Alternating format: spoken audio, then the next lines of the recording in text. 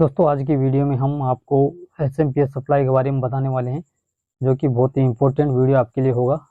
क्योंकि आज के समय में इलेक्ट्रॉनिक्स में सबसे ज़्यादा यूज एसएमपीएस सप्लाई का किया जाता है, जिसमें आप देखेंगे टीवी हो या कोई एलईडी टीवी की सप्लाई हो, उसमें भी एसएमपीएस यूज किया जाता है। इसके अलावा एडेप्टर हो, तो इलेक्ट्रॉनिक्स में सबसे ज़्यादा यूज एसएमपीएस सप्लाई का किया जाता है।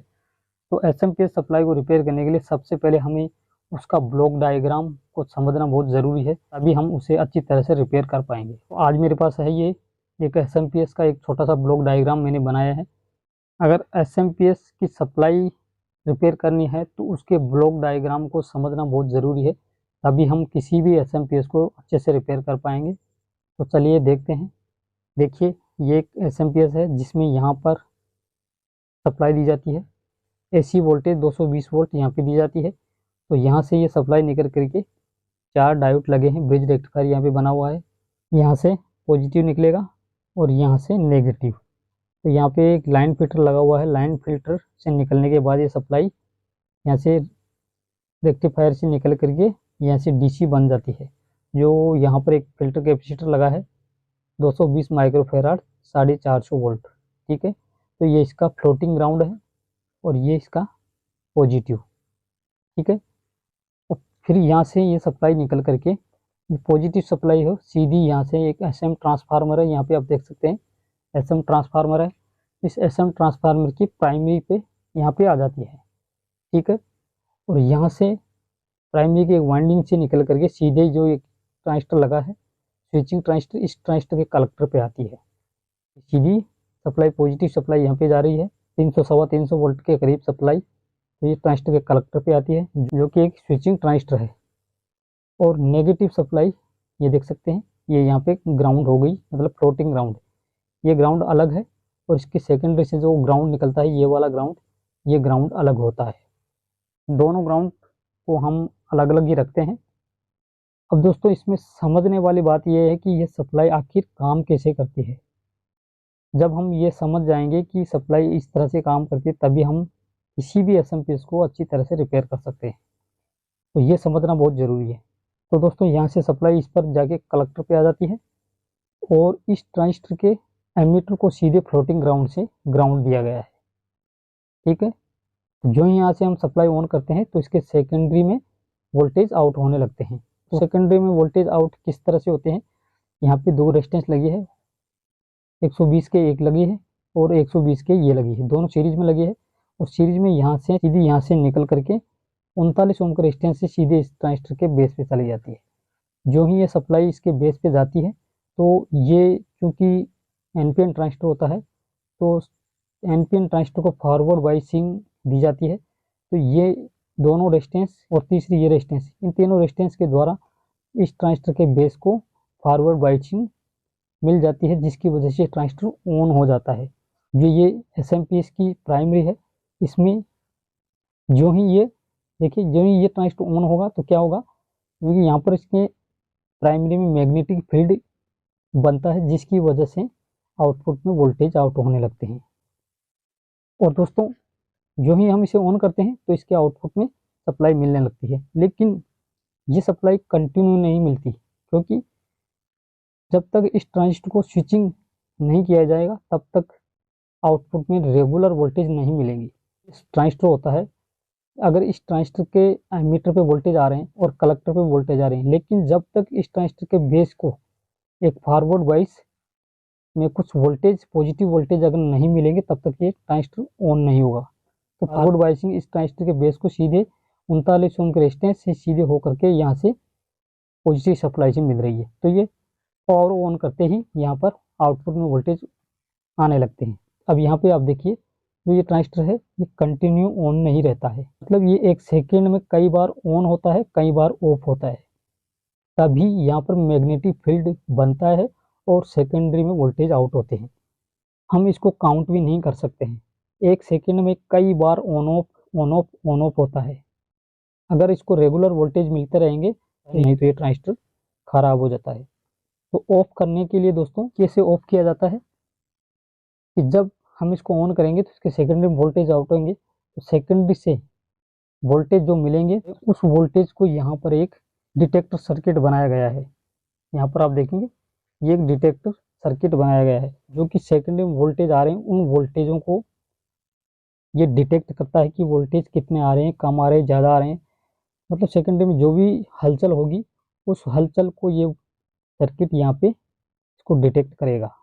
यहाँ से ये एक ट्रांजिस्टर लगा है, ये वाला ट्रांजिस्टर, तो इस ट्रांजिस्टर को फीडबैक सेकेंडरी से मिलती है, यहाँ पर इस ट्रांजिस्टर के बेस पे पहुँचेगी तो फिर ये ट्रांजिस्टर ऑन होगा।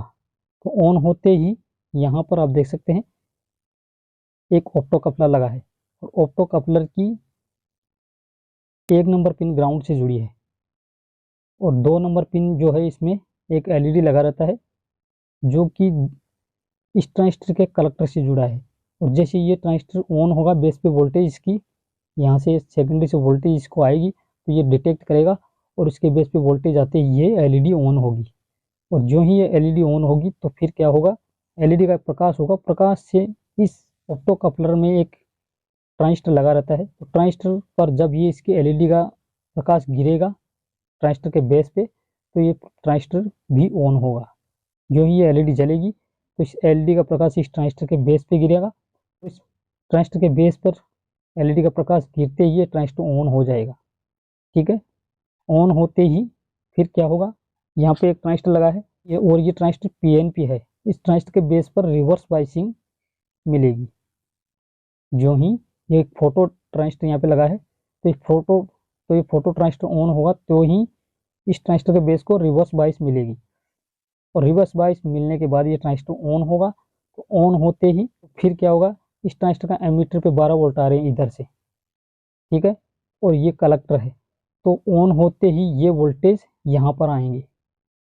ठीक है, ये वोल्टेज इधर आ जाएंगे इस तरह से। जैसे इस ट्रांजिस्टर के बेस को रिवर्स बाइसिंग मिलेगी तो ये वोल्टेज इधर आ जाएंगे, इधर आते ही वोल्टेज आ गए। वोल्टेज आते ही दोस्तों ये वोल्टेज सीधे इस ट्रांजिस्टर के बेस पे पहुंचेंगे, जो ये ट्रांजिस्टर है इस ट्रांजिस्टर के बेस पे पहुंचेंगे। अभी फिलहाल ये ट्रांजिस्टर बंद है क्योंकि देख सकते हैं यहाँ पे इसका एमीटर ग्राउंड है और इसका बेस पे एक रेजिस्टेंस लग करके ऊपर से फ्लोटिंग ग्राउंड से जुड़ा है और ये भी फ्लोटिंग ग्राउंड से जुड़ा हुआ है। जो ही ये ट्रांजिस्टर ऑन होगा तो इस पर वोल्टेज आएंगे और ये वोल्टेज सीधे इसके बेस पे पहुंचेंगे। और ये रेजिस्टेंस आप देख रहे हैं 22 के का रेजिस्टेंस लगा है तो इस रेजिस्टेंस के इस सिरे से ही ये बेस पे पहुंच जाएंगे क्योंकि इसके ऊपर जो है फ्लोटिंग ग्राउंड आ रहा है तो ये ट्रांजिस्टर ऑन हो जाएगा। तो ऑन होते ही दोस्तों ये जो नेगेटिव वोल्टेज है फ्लोटिंग ग्राउंड, तो फ्लोटिंग ग्राउंड इस तरह से, ये भी एनपीएन ट्रांजिस्टर है तो ये इस तरफ से ये फ्लोटिंग ग्राउंड का नेगेटिव इस तरफ पहुंच जाएगा इसके कलेक्टर पे। ठीक है, तो कलेक्टर पे इस पर पहुंचते ही सीधे इस ट्रांजिस्टर के बेस पे पहुंच जाएगी। जैसे ही इस ट्रांजिस्टर के बेस पे नेगेटिव सप्लाई पहुंचेगी तो फिर इसी ट्रांजिस्टर वाली कंडीशन इस पर आ जाएगी क्योंकि इसका एमीटर भी ग्राउंड से जुड़ा है और बेस पर अगर ये ग्राउंड यहाँ पे पहुंच जाएगा तो फिर ये ट्रांजिस्टर तुरंत ऑफ हो जाएगा। इस तरह से ये ऑन ऑफ होता रहता है कुछ सेकंड के लिए, 1 सेकंड में कई बार ऑन ऑफ होता है ये।